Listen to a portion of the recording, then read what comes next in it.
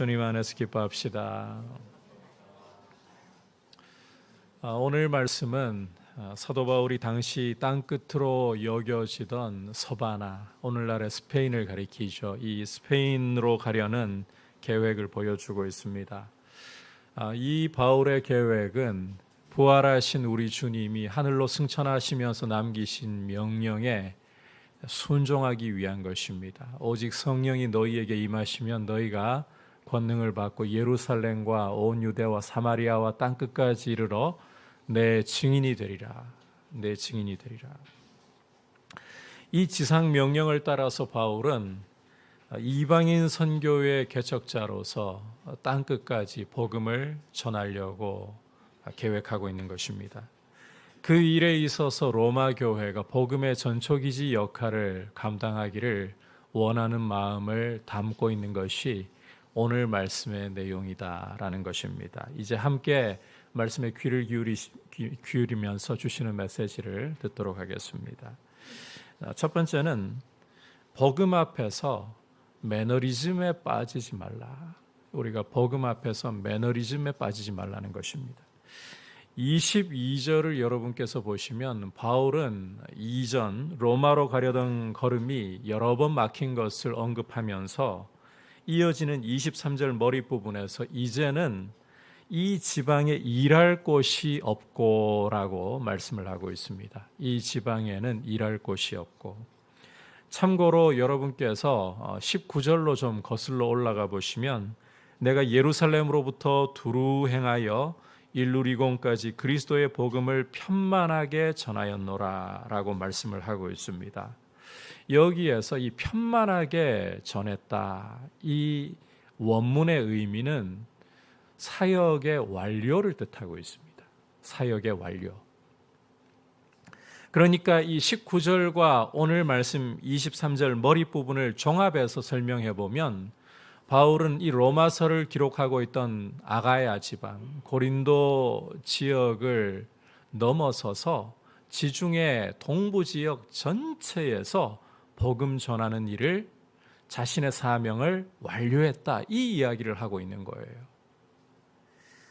그런데 여러분, 바울이 아무리 복음을 열심히 정말 자신의 몸을 던져서 전했다고 한들 어떻게 그 지역에 있는 개개인 전부에게 다 전할 수가 있고, 그리고 사역이라는 게 과연 끝이 있을까요?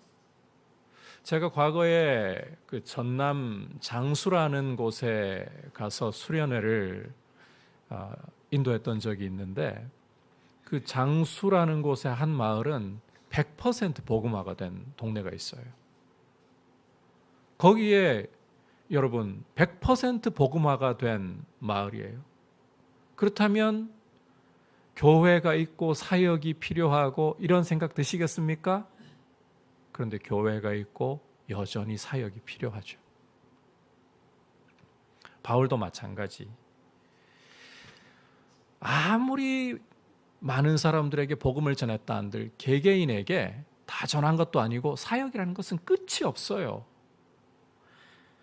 그런데 바울은 이 지방에는 일할 곳이 없다. 이제는 이 지방에 일할 곳이 없다. 담대하게 선언을 하고 있습니다. 눈으로 볼 때 분명 할 일들이 많이 남아있는 것 같습니다. 하지만 바울은 자신이 거쳐간 모든 지역에서 자신에게 주어진 역할에 이제는 마침표를 찍고 떠나야 할 때가 왔다라고 이야기를 하고 있는 거예요. 이게 무슨 의미인가 하면, 소위 내가 개척 목사인데, 내가 교회를 위해 한 일들이 얼마인데 이런 욕심을 부리지 않고 자신은 개척자로서 자기 역할을 이제 했다면 이제 뒤는 그 뒤를 이어받을 사역자에게 바통을 넘겨주고 떠나겠다, 이 말을 하고 있는 것입니다. 욕심을 부리지 않고 매너리즘에 빠져서 할 만큼 했고 대접받을 상황이 이제는 왔는데 이렇게 하지 않고 나의 역할은 끝났다, 이제 그 다음은 내 뒤를 이어받을 목회자들이 담당해야 할 몫이다. 여러분, 이렇게 바울은 매너리즘에, 이 무사 안일주의에 빠지지 않는다는 거예요. 떠나야 할 때를 알고 뒤를 돌아보지 않고 떠날 수 있는 이 모습, 이 사실은 굉장히 멋있는 모습이고, 여기에서 지금까지 바울이 사역해왔던 진실한 태도가 증명이 되고 있는 거예요. 이 짧은 말 속에서 바울은 자신의 사역의 주인이 누구이신가, 자기의 걸음을 주장하시는 분이 누구이신가, 바로 예수 그리스도이시다, 이것을 선명하게 드러내고 있는 것입니다. 여러분, 떠나야 할 때 그때를 알고 떠날 줄 아는 게 이게 지금까지 사역해 왔던 것에 대해서 증명이에요, 증명. 그런데 바울은 마침표 찍어야 할 사역뿐만 아니라 앞으로 해야 할 사역에 대해서도 이와 같은 모습을 또 보여주고 있습니다. 함께 23절에 또부터 시작해서 24절까지 한 목소리로 보겠습니다. 시작. 또 여러 해 전부터 언제든지 서바나로 갈 때에 너희에게 가기를 바라고 있었으니 이는 지나가는 길에 너희를 보고 먼저 너희와 사귐으로 얼마간 기쁨을 가진 후에 너희가 그리로 보내주기를 바람이라. 지금까지 바울이 걸어온 길은 3차에 걸친 전도 여행은 고난의 연속이었다고 해도 과언이 아닙니다. 그렇다면 이제 할 만큼 했고 지금까지 사역의 마침표를 찍었으니까 나는 좀 쉬어야 할 때다. 이제 좀 편안하게 내 몸을 안식처에서 쉼을 가지도록 좀 풀어놓아야 할 때다. 이런다고 해서 누구도 바울을 비난할 사람 아무도 없습니다. 그런데 그는 서바나에 갈 때라고 자기의 시선을 지금 당시 땅끝으로 여기던 서바나에 두고 있습니다. 소위 새로운 사역지로의 이동을 이야기를 하고 있는 거예요. 자신의 사역은 마침표를 찍는 것이 아니라, 엄밀한 의미에서 마침표를 찍는 것이 아니라 새로운 전환을 맞이하는 것이다, 이 말을 하고 있는 거예요. 여러분, 우리 그리스도인들에게 엄밀한 의미에서 사역의 마침표라는 것은 없습니다. 마침표라는 것은, 사역의 마침표라는 것은 우리 주님이 우리를 부르셔서 이 육신 장막을 벗어날 때나 찍는 거예요. 그리스도인들은 심지어 몸이 아파서 교회의 봉사 못할 지경이 되어도 사역의 마침표를 찍는 게 아닙니다. 여러분, 자리에 누워서라도 기도할 수 있잖아요. 이게 얼마나 큰 사역인데요. 실은 그게 더 엄청난 사역일 수 있어요. 몸으로 뛰는 것보다도. 꼭 기억하십시오. 우리 그리스도인들의 사역의 마침표는 이 육신 장막 떠날 때 찍는 거예요.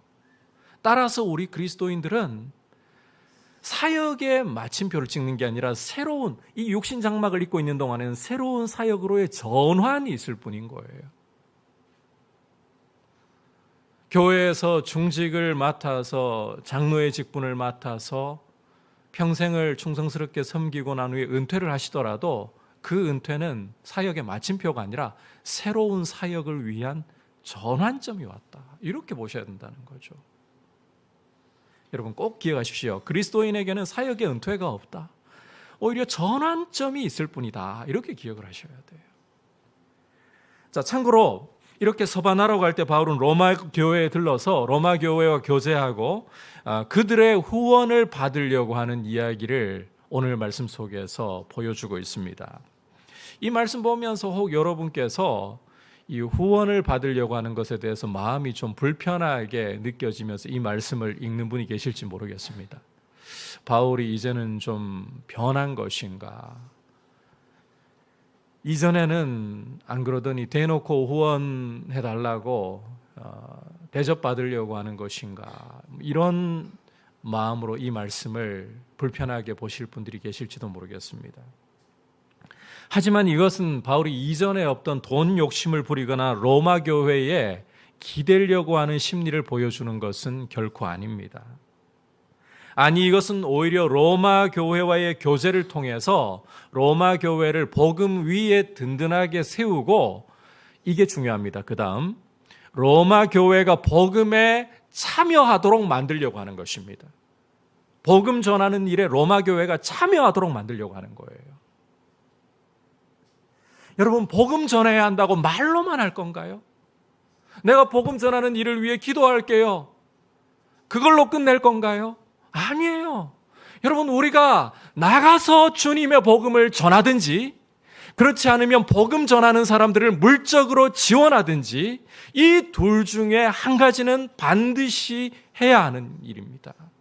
그게 우리가 복음에 참여하는 방법이에요. 거듭 강조하지만 바울은 이 로마 교회에게 돈을 바라거나 사역을 위해서 기대겠다, 절대 그렇지 않습니다. 만약에 바울이 돈 욕심을 자신에게서 발견했다거나 혹은 자신의 사역을 로마 교회에 단순히 기대려고 하는 마음이 있었다, 그걸 로마 교회가 또 혹시라도 불편하게 느낀다, 아예 이런 표현을 안 썼을 거예요. 여러분께서 고린도전서를 읽어보시면 바울은 복음 전하는 자들이 받아 마땅한 권리를 이야기하면서도 자신은 그걸 행사하지 않았다고 말합니다. 여러분, 복음 전하는 일꾼들은 소의 입에 망을 세우지 말라는 주님의 말씀을 따라서, 구약의 말씀을 따라서 자기 먹을 것 받는 게 마땅하다, 교회가 사역자들의 생활비를 제공하는 것이 마땅하다, 이게 성경이 우리에게 보여주고 있는 사역자들의 권리예요. 우리 주님이 약속하신 권리예요. 하지만 이 권리를 행사하지 않았던 것이 자기가 복음으로 고린도 교회를 세우는 일에, 복음 전하는 일에 혹시라도 장애가 될까 봐, 안 받아도 되는 그런 상황이 아니라 받을 수도 있고 받아야 되지만, 하지만 복음에 걸림이 된다면 난 이 권리 포기한다. 그게 바울의 마음이었어요. 그랬던 바울이 이제 와서 변심한 것이냐? 그게 아닙니다. 오히려 로마 교회를 복음으로 세워줄 뿐만 아니라 복음 전하는 일에 참여하도록 하기 위해서 너희가 복음의 전초기지 역할을 하기를 원한다. 그래서 로마 교회로부터 후원을 바라고 있는 것입니다. 여러분, 성도는 예수 그리스도의 피로 구원함을 얻은 이 은혜를 알고 있다면 복음을 전하든지, 그렇지 않으면 복음 전하는 일에 물적으로 후원을 하든지, 둘 중에 한 가지를 함으로써 복음 전하는 일에 참여를 하셔야 돼요. 여러분들께 그 한 가지 좀 부탁을 드리고 싶어요. 이 이야기를 하면 오늘 또 나는 복음 전하는데 은사도 없고 말주변도 없고 용기도 별로 없어가지고 물질적으로 후원하는 일에만 할 거예요, 이렇게 하지 마시고 어떻게 하든지 우리 삶 가운데요, 말 잘 못해도 괜찮아요. 여러분들께서 어떤 가게를 가시거든 그 사장님하고 관계를, 단골을 좀 바가지 쓰는 일 아니면 좀 여러분께서 단골 가게 같은데 이 사장님들하고 좀 관계 잘 맺으시면서, 그러면서 한 번씩 선물, 교회에서 우리 떡 하거나 이럴 때 그냥 다 우리가 가져갈 게 아니에요. 남으면요, 여러분 그거 가져가셔가지고 좀 이웃에게 전해주고 단골 가게에 전해주고, 그러면서 그 거룩한 뇌물을 좀 먹이셔야 돼요. 먹은 자는 말이 없거든요. 이번에 임직식하고 남은 그 떡이나 수건들, 그런 부분들도, 그래서 가실 때 목사님 혹시 이거 더 가져가도 되나요? 가져가시라고, 가셔서 좀 나눠주시라고. 그렇게 우리가, 여러분, 복음 전하는 게 말로만 전하는 게 아니에요. 그 말이 들어가기 전에 사랑이 필요해요. 녹여야 돼요. 그래서 오늘 말씀을 나는 복음 못 전하니까 그냥 돈만, 이렇게 생각하는 걸로 생각하지 마시고 내가 할 수 있는 노력을 기울이셔야 돼요. 말 잘 못해도 괜찮아요. 내가 나눌 수 있다면 작은 선물 나누면서 그 선물 속에 기도를 녹이고 사랑을 녹여가지고 주님, 저 영혼이 예수님 믿기를 원합니다. 그렇게 하시고 또 주님이 여러분들에게 부담을 주시는 부분에 대해서 물질도 또 나누시고, 그러면서 오늘 말씀처럼 우리가 복음에 참여하는 일에, 여러분, 이게 매너리즘에 안 빠지는 길이에요. 안 그러고 여러분, 교회가요 실은 우리 안에서만 머물러 있고 그 예배 공동체로 강건하게 서야 되는데, 이 안에서만 예배하고 있고 우리끼리만 즐거워하잖아요. 고인물이 돼요. 하나님이 예루살렘 교회에 박해가 나가지고 흩어버리시고, 그 스데반 순교를 계기로 흩어버리시고 사도들만 남아있게 하신 이유가 뭔가요? 흩어진 성도들이 하는 행동을 보면 딱 드러나요. 그들은 가는 곳마다 복음을 전했어요. 예루살렘 안에만 머물러 있던 것이 흩어지니까요, 유대로 흩어지면서 사마리아로 흩어지면서 거기에서 복음을 전하는 거예요. 그리고 그들이 사도행전 11장 보시면 수리아 안디옥까지 이르러가지고 처음에는 유대인들한테만 복음을 전하죠. 그런데 디아스포라 출신 유대인들 가운데 이방인들에게 전하는 사람들이 나타났잖아요. 그들에게 주님의 손이 함께해서 수리아 안디옥 교회가 세워지고, 그곳에서 바울과 바나바가 이방인 선교를 위해 파송을 받잖아요. 고인물이 되는 것은 주님 뜻이 아니에요. 여러분, 이 코로나 상황이 교회를 많이 움츠러들게 했습니다만, 이제는 움츠러들어 있을 때는 지났습니다.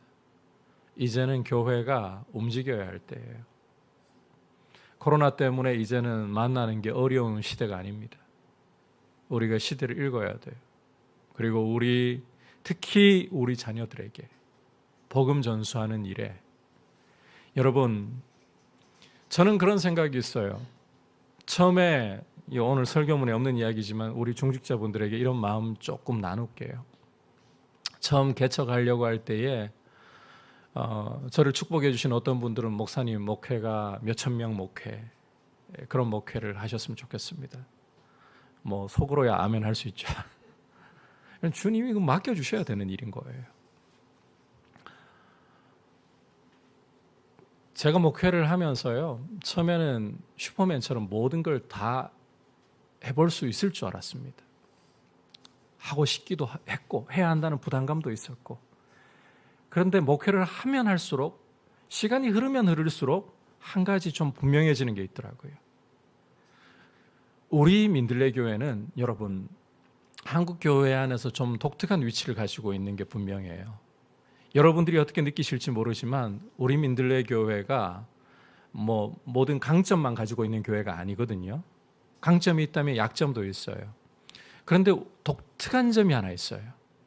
한국 교회 안에서 시대의 이 흐름의 전환을 보여주는 교회예요.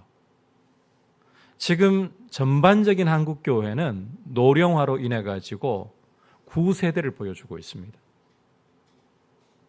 그런데 우리 민들레 교회는 독특하게 지금 연령층들이 상당히 젊어요.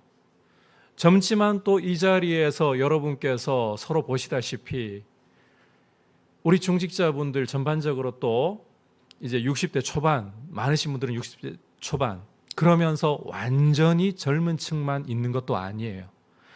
이 중간을 형성하고 있는, 이제 전환기를 보여주고 있는 교회라고 할 수 있어요.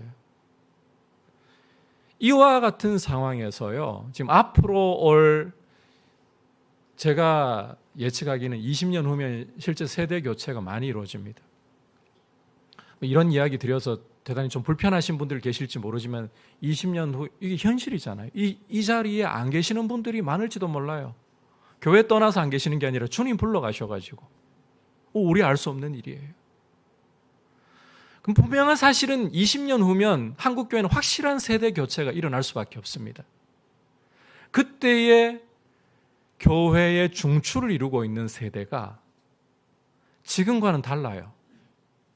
교회에 대한 인식이 다르고, 나쁜 거라고 보시면 안 됩니다. 다른 겁니다. 인식이 다르고 사회의 흐름이 달랐기 때문에 인식이 다르고 헌신도가 달라요. 이러한 부분에서요, 여러분, 다음 세대를 위해서 믿음의 계승은 확실하게 이루어주려고 노력을 해야 돼요. 이 중간 지표가 되고 있는 우리 같은 교회가 이 믿음의 계승을 잘 이루어가기 위해서 몸부림을 치고 다음 세대를 위해서 믿음의 아름다운 유산들을 물려주는 역할을 잘해야 되는 거예요.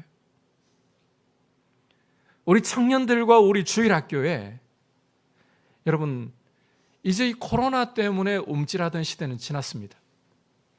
이제는 투자를 하고 믿음이 잘 계승되도록 하기 위해서 몸부림을 쳐야 할 때가 왔어요.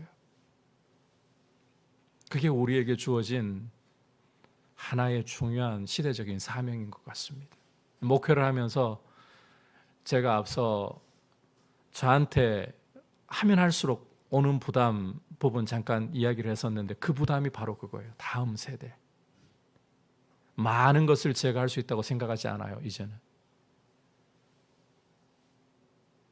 우리 민들레 교회가 다음 세대를 세우기 위해서 그 역할을 할 수 있는 데까지 하는 그런 교회가 되어야 된다.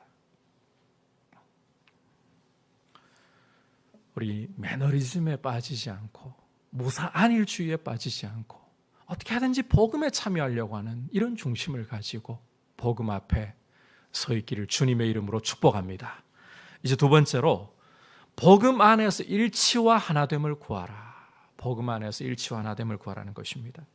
바울은 로마를 거쳐서 서바나로 가기 전에 한 가지 우선적으로 할 일이 있다라고 말씀을 하고 있습니다. 25절, 26절 함께 읽겠습니다. 시작.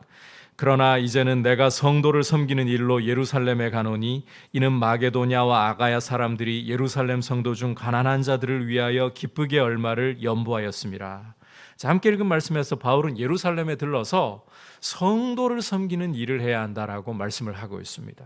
쉽게 말해 헌금 전달하는 일을 하러 간다라고 말하고 있는 겁니다. 왜냐하면 마게도냐와 아가야 성도들이 우리가 잘 알고 있는 빌립보 교회와 이 고린도 교회가 예루살렘 교회의 가난한 성도들을 위해 헌금을 드렸다는 거예요. 단순히 헌금 전달이라면 바울이 믿을 만한 사람들을 몇 명 세워가지고 보낼 수도 있지 않겠습니까?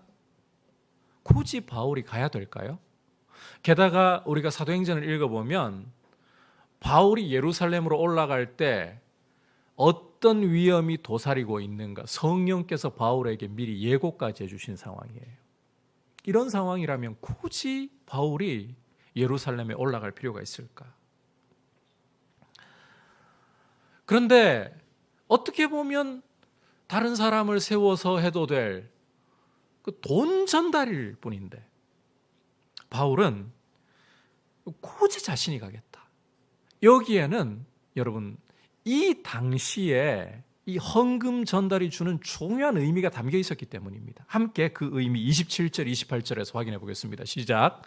저희가 기뻐서 하였거니와 또한 저희는 그들에게 빚진 자니 만일 이방인들이 그들의 영적인 것을 나누어 가졌으면 육적인 것으로 그들을 섬기는 것이 마땅하니라. 그러므로 내가 이 일을 마치고 이 열매를 그들에게 확증한 후에 너희에게 들렀다가 서바나로 가리라. 자, 함께 읽은 말씀에서 보듯이 마게도냐와 아가야 성도들이 예루살렘을 위해 예루살렘 교회를 위해 드리는 헌금에는 특별한 의미가 있었습니다. 이것은 유대인들을 통해서 이방인들에게 부어진 영적인 축복에 대해서 보답을 한다. 영적인 축복에 대해서 보답을 한다. 구원은 원래 유대인에게서 나는 것입니다. 유대 역사로부터 구원의 물줄기가 흐르고 예수님도 유대인으로 태어나셨습니다.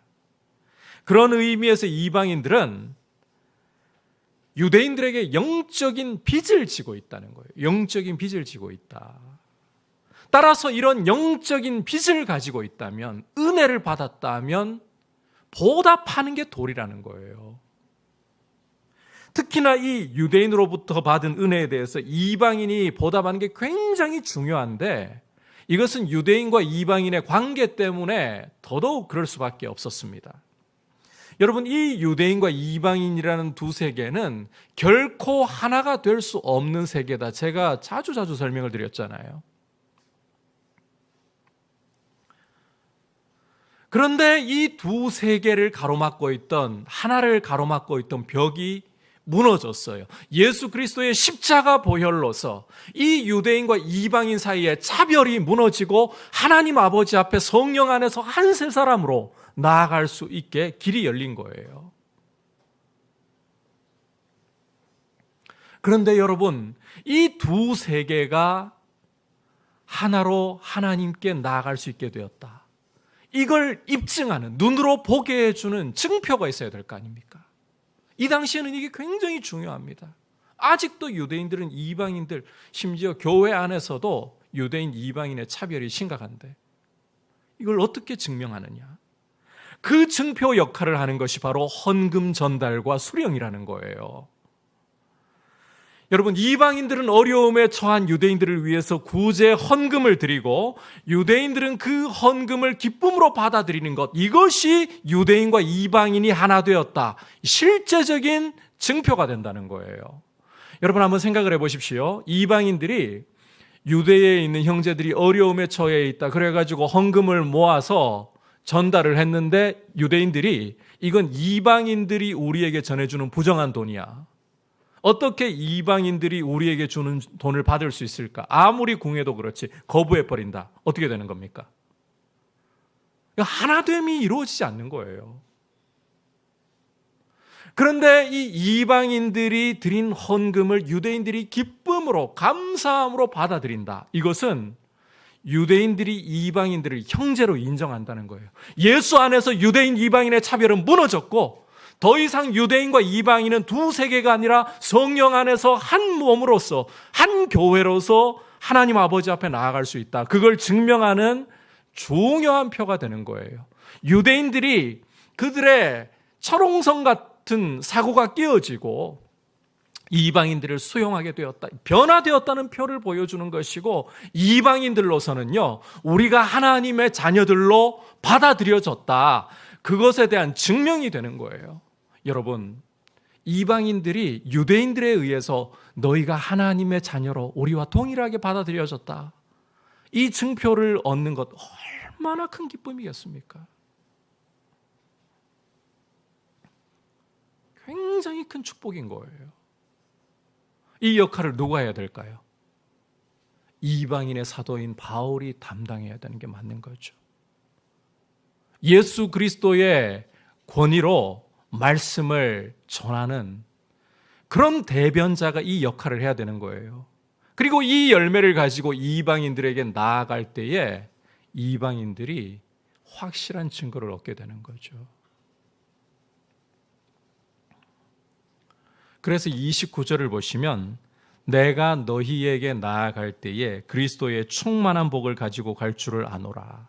여기 그리스도의 충만한 복이라는 게 유대인들이 이방인들이 전한 헌금을 받아들였다, 다시 말해 이방인들을 하나님의 가족으로서 웰컴하고 받아들였다, 이걸 가리키는 거예요.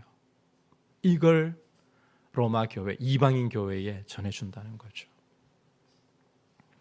여러분, 환난과 박해가 기다리고 있는 곳입니다. 그런 곳인 줄 알면서도 바울이 친히 헌금 전달을 위해서 예루살렘으로 가는 것은 이렇게 유대인과 이방인의 연합과 일치를 위해서, 교회라는 이름으로 예수 그리스도 안에서 연합과 일치를 이루고 이제는 더 이상 유대인과 이방인 사이에 차별이 없다는 것을 증명하는 것이 무엇보다도 중요한 일이기 때문에 바울은 이 일에 자신을 드리겠다는 거예요. 박해가 있어도 나는 이 길을 가리라. 그만큼 교회의 연합과 일치는 중요합니다. 그리고 여러분, 이 교회의 연합과 일치를 깨뜨리려고 하는 어떠한 세력도 마귀적이라는 걸 기억하셔야 돼요. 교회를 뒤에서 흔들고 교회를 좀먹으려고 하는 시도들은 악한 마귀의 짓이에요. 결코 그런 일에 동조하시거나 동요하실 필요도 없어요. 교회의 연합과 일치, 이 얼마나 중요한 일인가. 이런 연합과 일치를 위해서 우리가 함께 마음을 모을 수 있기를 축복합니다. 이제 마지막으로 복음을 위하여 기도에 힘쓰라. 복음을 위하여 기도에 힘쓰라. 함께 30절부터 32절까지 한 목소리로 보겠습니다. 시작. 형제들아, 내가 우리 주 예수 그리스도와 성령의 사랑으로 말미암아 너희를 권하노니 너희 기도에 나와 힘을 같이하여 나를 위하여 하나님께 빌어 나도 유대에서 순종하지 않은 자들로부터 건짐을 받게 하고 또 예루살렘에 대하여 내가 섬기는 일을 성도들이 받을 만하게 하고 나로 하나님의 뜻을 따라 기쁨으로 너희에게 나아가 너희와 함께 편히 쉬게 하라. 평강의 32절까지만 읽도록 하겠습니다. 바울은 이제 앞서 말한 모든 계획에 대해서 이 32절까지 내용은 기도해달라 이 이야기를 하고 있는 거예요. 바울은 아무렇게나 될 대로 되라는 식으로 일하는 사람이 절대 아닙니다. 하나님의 뜻인가를 물어요. 성령께서 인도하시는 길인가를 물어요. 그리고 그 길을 따라갑니다. 여러분, 하나님이 작정하시고 말씀해 주시는 길이다. 성령께서 인도하시는 길이다. 됩니까? 안 됩니까? 이게 되나요? 안 되나요? 100% 되는 길 아닙니까? 이거 안 될 일이 아니잖아요. 하나님이 작정하시는데, 하나님이 시키시는데. 그러면 우리가 굳이 기도 안 해도 되는 거 아닌가요? 아니요. 사도 바울은 그렇게 오늘 말씀에서 전혀 그렇게 생각하지 않는다는 것을 보여주고 있어요. 하나님 뜻이기 때문에 오히려 기도하고 있어요. 기도를 부탁하고 있어요. 여러분, 우리가 기도에 대해서, 믿음의 기도에 대해서 간혹 오해하는 게 있습니다. 믿음의 기도를 우리는 되지도 않을 일에 대해서 하나님 팔 비틀어서라도, 내가 열심히 하나님 팔 비틀어서라도 되게 하는 것, 이걸 믿음의 기도인 양 착각하고 있을 때가 참 많다는 거예요. 야복나루에서의 야곱의 예를 들면서 말이죠. 그런데 여러분, 그게 정말 믿음의 기도인가요? 야곱이 밤새도록 천사와 씨름하던 그게 믿음의 기도인가요? 아닙니다. 알고 보면. 여러분, 그건 믿음의 기도가 아니고 야곱이 자기 고집을 안 꺾기 때문에 하나님이 그 고집스러운 야곱을 붙들고 밤새도록 야곱이 스스로 하나님 앞에 굴복하도록 기다려주시는 시간이에요. 언제 야곱의 믿음의 기도가 제대로 이루어질까요? 밤새도록 씨름해도 이분을 자기가 꺾을 수 없다는 것을 깨닫고, 하나님이 환도 펼치시니까 깨닫잖아요. 그리고 항복해서 이분이 나한테 복을 주시지 않으면 나는 결코 스스로의 몸부림으로, 스스로의 노력으로 내 인생의 복을 누릴 수 없고 인생의 새 아침이 안 열리는구나. 이걸 깨닫고 하나님께 복을 구할 때, 하나님 전심으로 의지할 때, 그때가 믿음의 기도가 제대로 이루어지는 때예요. 그전은 믿음의 기도가 완성되기 위해서 밤새도록 씨름하는 시간이었어요. 자기 고집 꺾이도록 기다리는 시간이었단 말이에요. 그런데 우리는 그때 쓰는 게 믿음의 기도인 것처럼 생각할 때가 있어요. 여러분, 기도라는 것은 우리 고집을 꺾는 시간입니다. 우리의 고집이 안 꺾이고 우리 뜻을 관철시키려고 하나님 앞에서 자꾸 주장하니까 그거 꺾도록 하나님 기다려주시거든요. 여러분, 우리 기도 시작할 때 보면 많은 경우에 우리 고집 가지고 하나님께 기도합니다. 고상한 기도가 좋은 기도라고 여러분 생각하지 마십시오. 실제 제대로 기도해 보시면 처절한 기도를 드려야 할 때가 많아요. 우리 인생에 고난이 많기 때문에 여러분 인생 그냥 편안하신 분 거의 없을 것 같아요. 전부 하나씩 염려가 있고, 이 자리에 오셔서 반갑게 환한 얼굴로 서로를 웃으면서 맞이해도 인생에 하나씩은 다 발목을 부여잡는 문제들을 가지고 계시고, 어떤 때는 이런 문제들이 하나하나가 누적돼 가지고요, 이제는 짓눌려 가지고 웃음조차 잃어버린 분들도 계실 것 같아요. 앞에서 이런 말씀 전하는 저도 그래요. 그러다 보면 기도가 처절해져요. 솔직하게 기도하면 처절해져요. 어떤 때는 하나님께 원망이 쏟아져 나오고, 여러분, 어떤 나를 괴롭히는 사람들에 대해서는 욕이 쏟아져 나올 때도 있어요. 솔직하게 기도하면 그래요.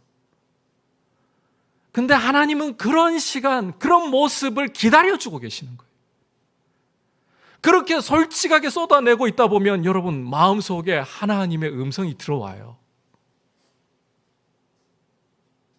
나를 꺾을 하나님의 음성이 들어와요. 십자가를 붙들게 하는 하나님의 음성이 내 안에서 내 마음을 녹이고 움직여요. 그래서 우리는 기도를 통해 하나님의 뜻을 구하는 거예요. 뜻이 하늘에서, 우리 주님 가르쳐 주신 기도에서 뜻이 하늘에서 이루어진 것 같이 땅에서도 이루어지이다. 이게 우리의 기도여야 되는 거예요. 그 전까지 우리는 우리 고집 세우고 있는 게, 버티는 게 믿음의 기도가 아니라 우리를 꺾고 있는 기다림의 시간인 거예요. 이 믿음의 싸움, 이 기도의 처절함이 우리 속에 필요합니다. 그렇게 우리 자신을 꺾어가면서 하나님 뜻이 우리 안에 수용이 되고 우리가 하나님 뜻에 순종하려고 할 때에 여러분, 야곱에게 놀라운 일이 일어났어요. 하나님이 너 이름 뭐냐? 야곱입니다. 속이는 자입니다. 발꿈치 잡은 자입니다. 그런데 더 이상 너의 이름을 야곱이라 하지 않고 이스라엘이라 하리라. 이스라엘이 무슨 뜻일까요? 하나님과 겨루어 이긴 자라는 뜻이에요. 여러분, 내 뜻을 관철시키려고 하나님 붙들고 막 씨름하고 고집 피울 때는 야곱이었어요.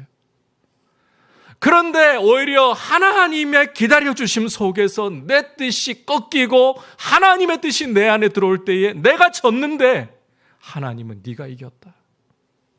이스라엘. 진정한 이김은 우리 뜻이 관철되는 데 있지 않습니다. 하나님의 뜻이 들어오는 데 있어요.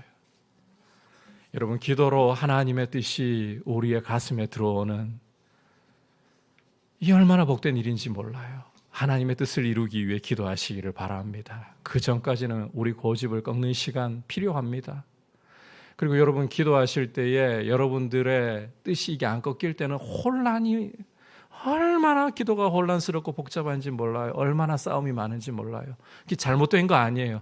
그 싸움 피하려고 하지 마세요. 오히려 솔직해지세요. 하나님 앞에 솔직하게 여러분의 마음을 쏟아놓으시고 여러분 속에 있는 울분도, 여러분 속에 있는 상처도, 여러분 속에 있는 모든 쓴뿌리들도 주님 앞에 솔직하게 내어놓고, 그러나 한 가지 전제가 있어요. 주님 앞에서 그렇게 하시라는 거예요. 그렇게 몇 날 며칠이라도 괜찮아요. 그러다 보면 여러분 속에 성령께서 이제 좀 진정이 되었니? 여러분 속에 새로운 생각이 들어오게 하십니다. 하나님 뜻이 들어오게 하세요. 십자가가 보여요. 그때가 변화가 일어나요. 그때가 이스라엘, 네가 이겼다. 하나님이 칭찬하시는 순간이 오는 거예요. 그 다음에는 하나님이 하십니다. 그 다음에는 브니엘, 하나님의 얼굴을 보는, 원수에게서 하나님의 얼굴을 보고 역경 속에서 하나님의 얼굴을 보는 일들이 일어나는 거예요. 이런 승리자가 되려면 기도해야 돼요. 그리고 하나님의 뜻이기 때문에 더욱 기도해야 되는 거예요. 하나님의 뜻이 아닌 걸 하나님 뜻되게 하려고 하는 게 아니라 하나님의 뜻이기 때문에 오히려 기도에 힘쓰는, 그래서 우리가 복음을 위해 더욱더 기도에 힘쓰는, 그렇잖아요. 여러분, 이미 승리는 우리에게 예정되어 있습니다. 우리 주님 다시 오실 때 이 세상은 하나님 나라가 될 것이고 마귀의 권세는 불못에 던져지고 승리는 이미 예정되어 있어요. 승리는 확보되어 있어요. 그러나 우리는 그 확정된 승리를 위해 지금도 기도하고 그 나라를 위해서 몸부림쳐야 되는 거예요. 기도로 깨어 일어나서 여러분, 어느 때보다 기도에 불이 붙어야 할 때입니다. 어느 곳 어디에 있든지 간에 자꾸 주님 부르십시오. 주님 앞에 마음을 자꾸 쏟아놓으십시오. 그걸 통해서 주님이 당신의 역사를 이루시는 통로로 교회에 쓰임받으시기를 축복합니다. 오늘 이 사도 바울의 서바나 선교 계획을 통해 세 가지 메시지. 첫 번째로는 매너리즘에 빠지지 말자.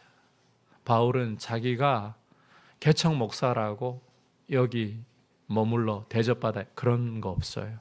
떠나야 할 때를 알고 새로운 사역의 이동을 바라보았습니다.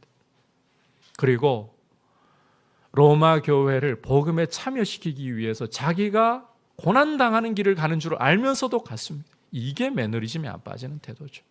두 번째, 복음 안에서 연합과 일치를 어떤 것보다도 우리가 구하고 하나됨을 위해 힘쓰는, 교회를 뒤에서 흔드는 것은 마귀의 일입니다. 이거 기억하고 연합과 일치를 위해서, 그리고 마지막으로 복음을 위하여서 기도에 힘쓰는, 그렇게 함께 주님의 귀한 뜻을 이루어가는 복된 성도님들, 우리 민들레교회 되기를 주님의 이름으로 축복합니다. 같이 이 말씀을 생각하면서 찬송가 213장 고백드립니다.